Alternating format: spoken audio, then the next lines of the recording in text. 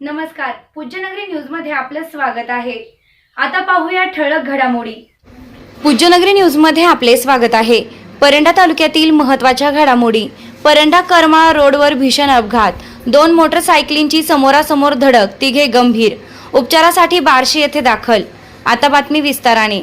परंडा करमाळा मार्गावर रोसा पाटीजवळ गुरुवारी सायंकाळी भीषण अपघात झाला। 2 मोटरसायकलींची समोरासमोर जोरदार धडक झाल्याने तिघे जण गंभीर जखमी झाले आहे। मिळालेल्या माहितीनुसार बार्शी तालुक्यातील आगळगाव येथील अनिकेत डंबरे आणि आदम मुलानी हे दोघे मोटरसायकलवरून येत असताना रोसा पाटीजवळ पोहोचले।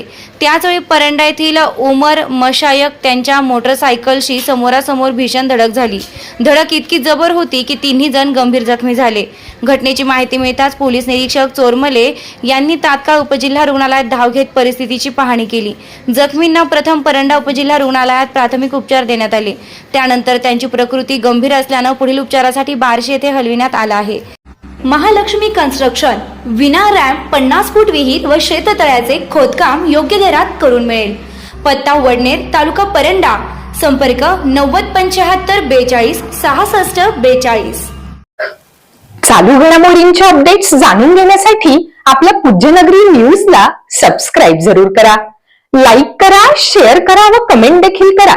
बेल आयकॉनवर प्रेस करा व नोटिफिकेशन्स मिळवा।